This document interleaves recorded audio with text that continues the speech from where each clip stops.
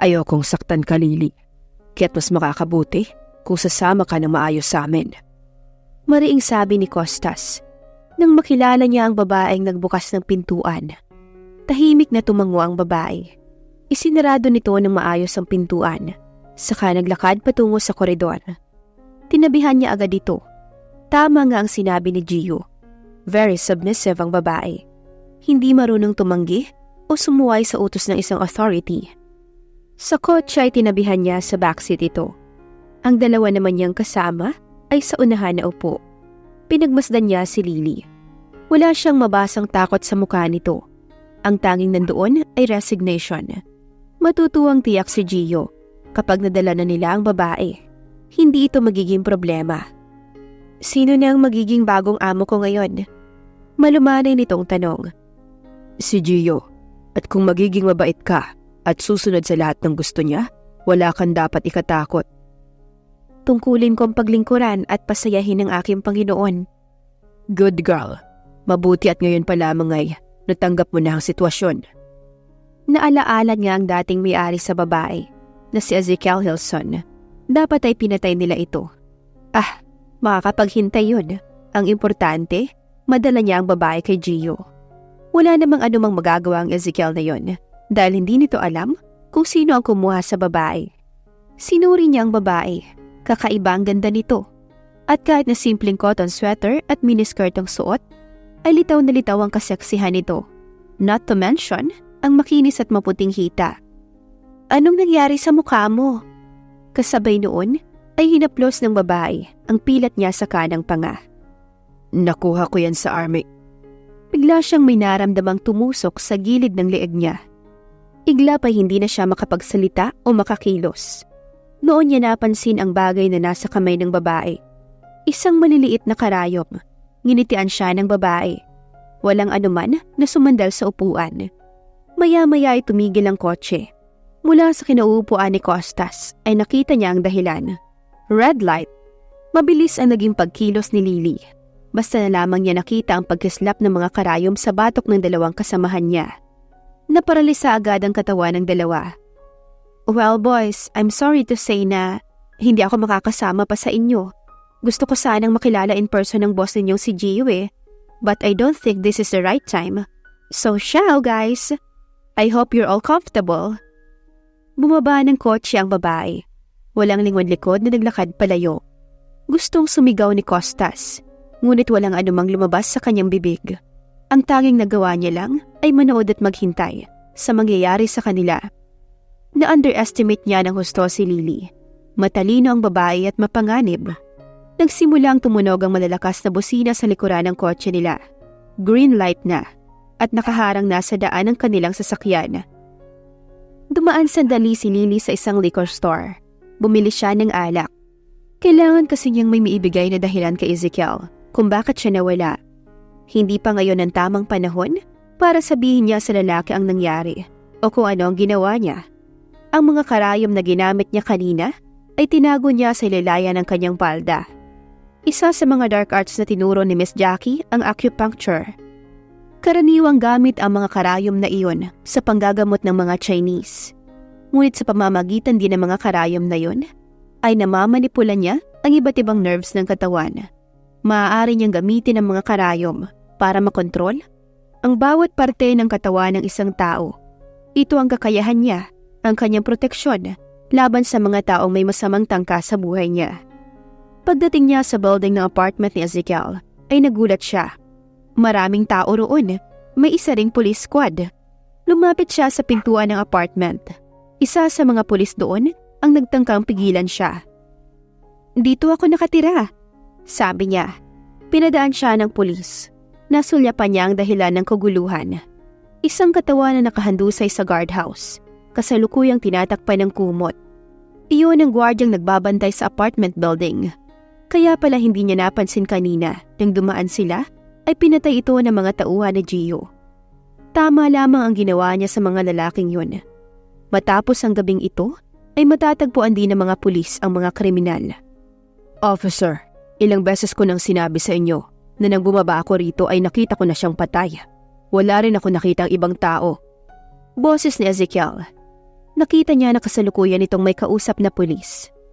Sorry sir, gusto lamang namin makuha ang tamang detalye.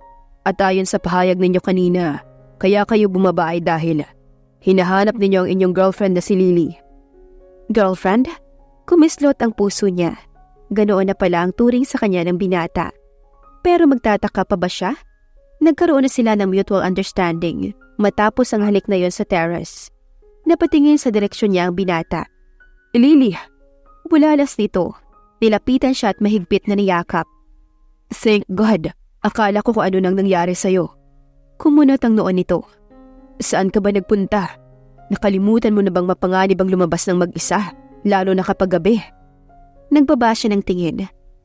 I'm sorry, naisip ko lamang kasi na mas maganda kung may maiinom tayong wine to celebrate. God, Lily, don't ever do that again. Muntik na ako magka-nervous breakdown nang di kita makita at ang nakita ko ay ang bangkay ni Phil. Niyakap niya itong muli. Inakala niyang naampunin siya ni Miss Jackie ang pinakamasayang araw sa buhay niya. Mali siya. Ngayon ang pinakamasayang araw sa buhay niya. Matapos siyang kunan ng ilang pahayag ng mga pulis, ay umakyat na sila ni Ezekiel sa apartment nito. Nagtaka siya nang ihatid siya ng lalaki sa sarili niyang kwarto. Ezekiel, akala ko'y... Yes, pero hindi ito ang tamang pagkakataon, Lily. Pagkatapos ng nakita mo sa ibaba, I know that you are upset. Hindi ka sanay sa ganoong klase ng eksena. At magiging pagsasamantala kung ngayon kita aangkinin. Naupo si Lily sa gilid ng kama. Gusto na sana niyang sabihin na hindi siya kasing inosente ng pag-aakala ng binata. Dahil naging bahagi na rin ng buhay niya ang maraming karanasan at kasamaan ng ibang tao. Pero hindi pa ito ang panahon para malaman ni Ezekiel ang totoong siya. Baka mabigla ito, mawala ang feelings na nararamdaman nito para sa kanya. Ayaw niyang lumayo ang lalaki. I understand, pero Ezekiel, natatakot akong matulog ng mag-isa ngayong gabi. Baka mapanaginipan ko ang nangyari kay Phil. Lumapit sa kanya ito. Don't worry. Hinawakan niyang isang kamay ng lalaki. Pwede mo ba akong samahan? Napatikim ang lalaki. Lily, I don't think makakatulog ako ng maayos kapag ikaw ang katabi ko. Noon napansin ni Lily ang paninikip ng suot na pantalon ng binata. Napangiti siya. Naiintindihan niya ang nangyayari. Sa kabila ng patayan na nangyari sa ibaba, kaya pa rin niyang maakit ang lalaki. Hey, anong ginagawa mo? Bulalas ng lalaki nang alisin niya ang sinturon ng pantalon nito. Lily, this is... Ibinaba niya ang zipper ng suot nito. Biglang napaupo sa kama ang lalaki. Sinamahan niya sa kama ang lalaki. Hinagkan sa labi. Matapos ang ilang minuto, nakatitig na ng husto sa kanya ang binata. Mukhang hindi ka masyadong naapektuhan ng nakita mo sa baba. No. Sinimulan niya ang hubarin ng suot. Baka matusok pa kasi ng mga karayom ang lalaki kung ito ang gagawa noon. Sinundan ng mga mata ni Ezekiel ang bawat kilos niya. Napapikit si Lily, napatingala. Animo isang malakas na kuryente mula sa katawan ni Ezekiel ang nagsimulang dumaloy sa buong katauhan niya. Isa sa mga napag-aralan nila sa education class nila noon ay kung paano mapapaligaya ng husto ang isang lalaki. Ngunit hindi siya binigyan ni Ezekiel ng pagkakataon na gawin ang mga nalalaman niya. At bagamat may makukuha siyang kaligayahan, ay hindi niya inakalang ganoon iyon katindi. Oh my God! Bulalas niya nung tumigil ang lalaki sa ginagawa nito. Parang hindi posible ang kaligayahan niyang nararamdaman. Natawa si Ezekiel.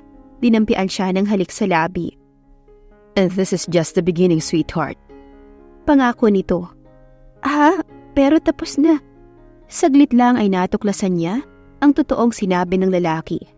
Umpisa pa lamang ng lahat. Dahil bago ito nagtapos, kapwa sila nagulat ni Ezekiel. Nagulat siya dahil sa naramdaman. At ang lalaki, dahil hindi nito inakalang, wala pa rin siyang karanasan. Paano? Akala ko ay tinuruan ka na nag-aral ka kung paano. In theory lamang, Ezekiel, at sa tulong na rin ng mga tips, mas malaki ang halaga ng isang babaeng walang karanasan kaysa sa hindi na. Kumunot ang noo ng binata. Kalimutan mo yon, Lily. Dahil ang mahalaga lamang sa akin ay kung ano ka. Higit na importante sa akin ang nasa kalooban ng isang tao kaysa sa ano pa mang bagay. Hinagka niya ang ulo ng lalaki. Hinagka nito ng buong init. Kapwa sila na tahimik. Hindi na kailangan pa ng anumang pag-uusap. At batid na ng katawan nila ang dapat gawin. Magkasama nilang narating ang kusukdulan ng pagsasanib ng mga katawan nila.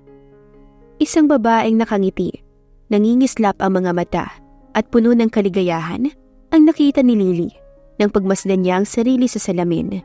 Hindi kailanman maaaring magsinungaling ang salamin dahil totoong napakasaya niya at hindi dahil sa kakaibang kaligayahan na pinadama sa kanya ni Ezekiel kagabi, kundi dahil umiibig siya sa lalaki. Muli niyang sinalyapan ng lalaki. Nahihimbing pa ito sa pagtulog. Kung maaari sana ay gusto niyang manatili roon sa tabi nito. Ngunit hindi na niya kayang ipagliban pa ang problemang dala ni Gio. Idinikit niya sa salamin ang note niya. Ayon doon, magsa-shopping lamang siya. Ngunit ang totoo, makikipagkita siya kay Miss Jackie. Maingat siyang lumabas ng kwarto. Walang anumang nagawang ingay. Kasama sa training nila, ang pagkilos ng ganoon katahimik. Sa restaurant na ang pagtatagpuan nila ni Miss Jackie, ay agad niyang nasulyapan ng babae. Isang tawag lamang ang kailangan niyang gawin dito. At naintindihanan nitong kailangan nilang mag-usap. I know na hindi basta-basta tatawag ang isa sa inyo sa akin kung hindi ninyo talaga kailangan ng tulong ko. Pinalaki ko kayong self-sufficient lahat. So what is the problem, Lily? Natuklasan mo na bang hindi si Ezekiel ang lalaking gusto mong maging ama ng mga anak mo? Umiling siya. Mabilis din niyang sinabi sa babae ang tungkol kay Gio. Yes, I know him. Siya ang nagbigay ng pinakamataas na halaga para sa'yo. Ha? Pero bakit kay Alexander Hilson mo ako ibinigay? Magtataka ka pa ba, Lily? I made a mistake nang lapitan ko siya. Akala ko ay matino siyang tao. But during the bidding, natuklasan kong may pagka-psychotic siya. Buti na nga lamang at secret bidding ang nangyari. I thought ligtas ka na sa taong yun. Unfortunately, mukhang napasok pa rin yung database ng computers ko. Anyway, aayusin ko yun. Hindi na ulit ito mangyayari. So now, we come to Gio himself. Tumango siya. Gusto kong malaman kung saan siya nakatira. Ayokong hintayin pa ulit ang pagdating ng mga tauhan niya. It's dangerous to Ezekiel. Napansin niya na pinag-aaralan ng babae ang mukha niya. It seems you really care about this guy. In love ka na ba sa kanya, Lily? Yes, very much. Amin niya. At siya, mahal ka na rin ba niya? O isang laruan pa rin ang tingin niya sa'yo? No, Miss Jackie. Kahit kailan, hindi ganoon ang naging trato niya sa akin. He treated me as a person. At kahit na hindi kailangan ay, tinuruan niya ako maging independent. He cares for me. He loves me. Sigurado ako roon. Alam na ba niya kung ano ka talaga, Lily? Hindi pa, but he will find it out soon. Dahil hindi ko naman habang buhay maitatago kung sino talaga ako. Sa inyong 5, ay ikaw ang pinakamaswerte, Lily. Bakit? Anong nangyari kina Rose? They are all right, ngunit hindi ko masasabing natagpuan na nila ang tamang lalaki para sa kanila. Kung totoo ngang si Ezekiel ang lalaki para sa'yo, makakaasa ka ng anumang tulong para sa akin. Nakakapanghinayang kung mawawala pa sa iyo ang pag-ibig na natagpuan mo sa lalaking yon. Nasa ospital sina Costas at ang dalawa nitong tauhan. All 3 are paralyzed at malaking pera at mahabang panahon ng kakailanganin para muling makakilos ang mga ito. Walang balak si Gio na pag-aksayahan pa ang 3. Nabigo ang mga ito sa simpleng utos niya. Hindi na niya kailangan pa ang mga ito. This time, makukuha ko na si Lily dahil ako na mismo ang gagawa ng paraan. Pero kailangan din niyang mag-ingat. Base sa nangyari sa 3, ay hindi basta-bastang kalaban si Ezekiel Hilson. May kakaiba itong kakayahan. Ano man iyon, hindi siya dapat magaya kina Costas. Kailangan ko pa ng sapat na impormasyon. Pasya niya. Sinimulan niya ang pagbuo ng isang plano. Isang plano na magbibigay sa kanya kay Lily. At mag-aalis kay Ezekiel Hilson sa landas niya. Pagdating ni Ezekiel sa opisina, ay isang lalaki ang naghihintay sa kanya. Pamilyar sa kanya ang mukha nito. Nang tumayo ito, ay kumislap sa isip niya ang pangalan nito. Detective Jeffries, may kailangan ka ba sa akin? Natagpuan na ba ang pumatay sa ama ko? Ito ang pulis na may hawak sa kaso ni Helson. In a way, yes. Naupong muli ang lalaki. Sinimulan nito ang pagkukwento. 2 nights ago, ay pinuksa ang security guard sa apartment building niyo, hindi ba? Yes. Hindi niya alam kung anong koneksyon noon sa pag-iimbestiga ng pulis. Ang balang ginamit sa security guard ay katulad din sa balang ginamit sa iyong ama. Our expert are sure na isang armas lamang ang pinagmula ng mga ito. Kinabahan siya. Ibig mo bang sabihin, sinundan ako ng taong yon? Posible kayang isa sa mga kapatid niya ang nag-hire? At dahil sa kanya napunta ang lahat ng pera ng ama niya, ay siya naman ang gustong patayin? Ito ang theory ko, ngunit hindi roon natatapos ang lahat. You see, Mr. Helson, natagpuan ng isang traffic police ang armas, ilang bloke lamang ang layo sa apartment mo. And the thing is, it was found in the possession of a man with 2 other guys. Parehong may armas din ang dalawa niyang kasama. The strangest thing though is, lahat silang tatlo ay paralyzed from head to foot. Hindi makagalaw o makapagsalita. Ang tanging kaya nilang gawin ay huminga lamang. Binibiro mo ba ako, detective? Paano nangyari yun? No one knows. At ang isa pang nakapagtataka, ang mga ID na natagpuan sa tatlo ay puro fake. Walang sino mang nakakaalam kung sino talaga ang mga iyon. But I have a theory. Ang tatlo ay binayaran lamang para patayin ang ama mo and possibly maging ikaw. Dahil sa kayamanang naman ako, tumango ang pulis. Isa sa mga dahilan kaya ako nagpunta rito ay para bigyan ka ng babala. Posible kasing mag-try ulit ang sino mang nasa likod ng pagpatay. We can offer you protection or you could get your own protection. Alam kong hindi magiging mahirap sa iyo ang ganoon. Ngayon lamang niya naisip ang ganitong posibilidad. Ang ama niya noong nabubuhay pa ay laging napapaligiran ng mga bodyguards. Ngunit sa kabila noon ay napatay pa rin ito. Nakadama siya ng takot. Hindi lamang para sa kanyang sarili, kundi para kay Lily. Maraming salamat, detective. Pag-uukulan ko ng pansin ang mga sinabi mo. There is one other thing, Mr. Helson. Yung 3 lalaki na sinasabi ko sa'yo, nasa ospital sila. Baka pwedeng samahan mo ko pagpunta sa kanila. Maybe kilala mo sila or nakita mo na silang minsan. Kung ma-identify mo sila kahit papaano, mapapadali ang pag-trace natin sa kanilang mga amo. Tumango siya. Paglabas nila ng office, ay nakasalubong niya si Lily. May dala itong 2 baso ng kape. Ezekiel, saan ka pupunta? May asikasuhin lamang kami. Sasama ako. No, dito ka lamang. Hintayin mo ako at huwag kang uuwi ng mag-isa. Alam na kung sinong mastermind kung saan siya nakatira. Ayaw niyang abutan pa ng mga ito si Lily.